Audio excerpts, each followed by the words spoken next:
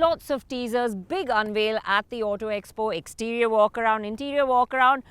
So much has been said about this car, so it needs no introduction. Lots of people looking forward to the new Creta. But what most people don't know is, how does it drive? Well, that's exactly what I'm here to tell you about today. We've got the 1.4 DCT. Now, while I get into the car and get behind the wheel, you click on the subscribe button and do remember to click on the bell icon as well to be notified every time we put up a video.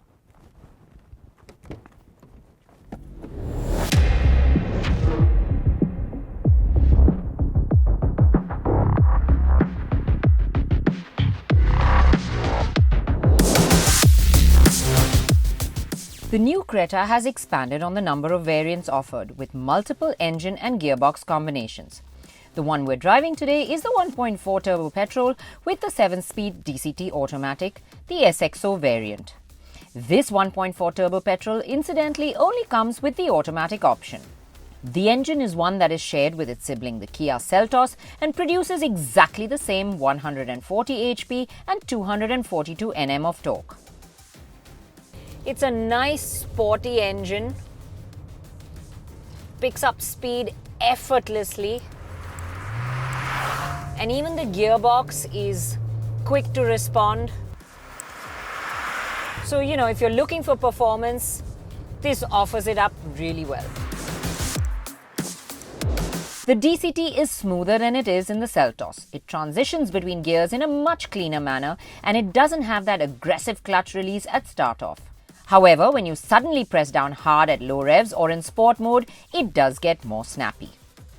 You have a variety of drive modes that one can switch in between, and of course, sport gives you most fun factor, normal is great for city driving, and eco really dials it back. While there's a marked difference in eco mode, it doesn't dull the performance to a level where you never use it. For city commutes, it's actually quite good. The various modes really let you get the best out of the performance depending on what you're aiming for.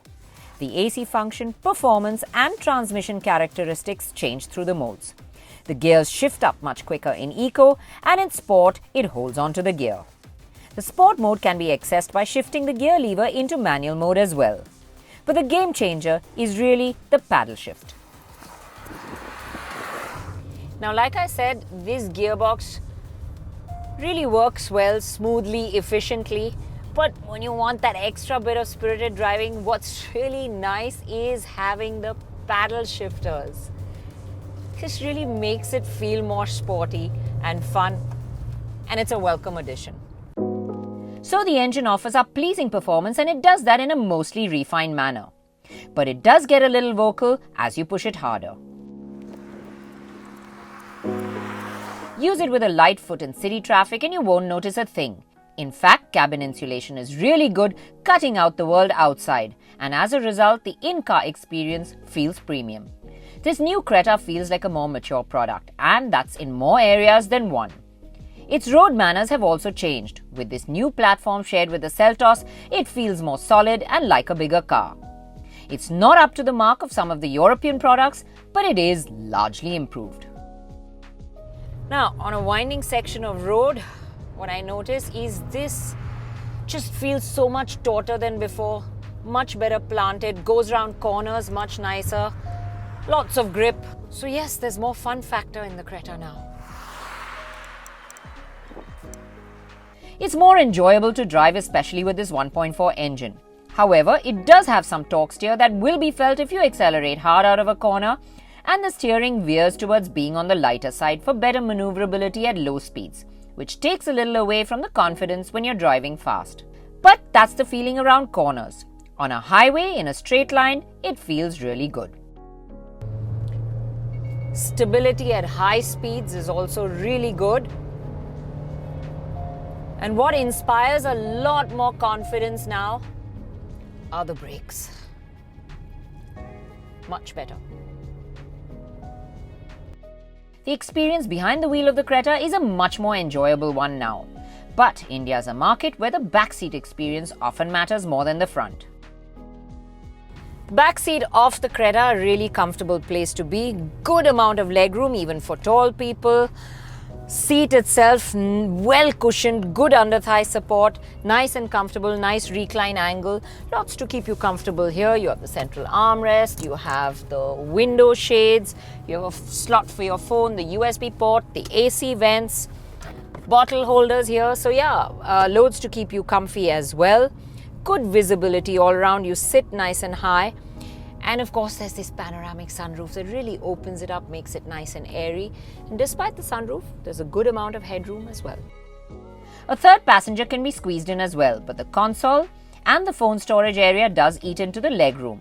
And talking of that central console, the air purifier indicator is on top of the console in a place where it's hard to read, unlike in the Kia, where it's in an easier to read place.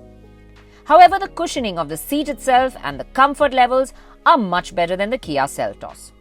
Headroom is a little less because of the sunroof, but not to a point where it would make a difference to tall passengers.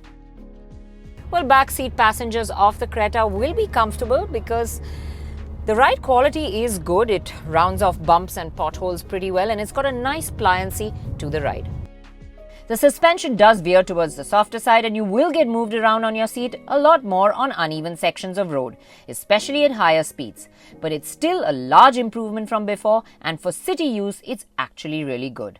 Well, we've covered everything about the way the Creta is on the go, so let's stop and take a look at it and see what it offers in terms of features.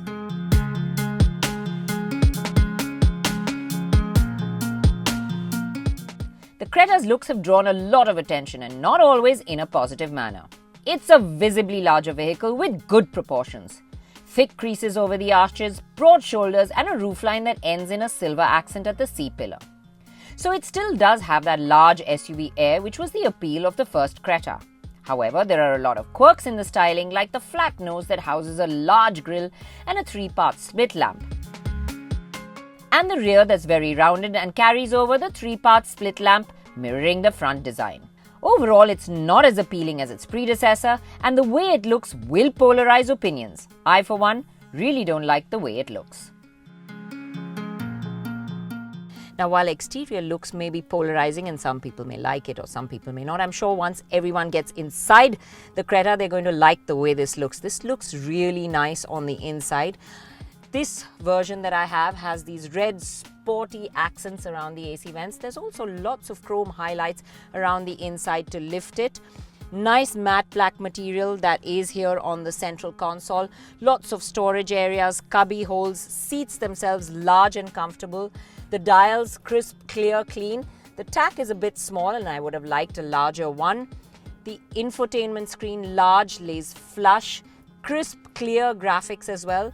The top of the dash and the door panels do have some hard plastics, but on the whole, it's a nice looking interior. And of course, you have this panoramic sunroof. It's a bit fussy to use though, and to have only the screen open without the glass is a 3-stop procedure. Tap the button, wait till it opens the glass, tap it again, and then push the button back to fully open the screen. And of course, a load of other features. Let's take a look.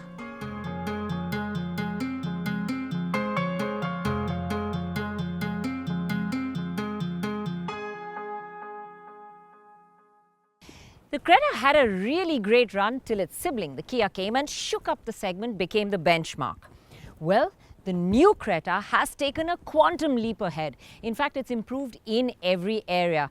It offers you much better interiors, far more luxurious. It comes packed with features. There's a wide variety of variants. It's even more fun to drive now. And of course, it all comes in a package that offers you value. So the Creta is back with a bang, and how?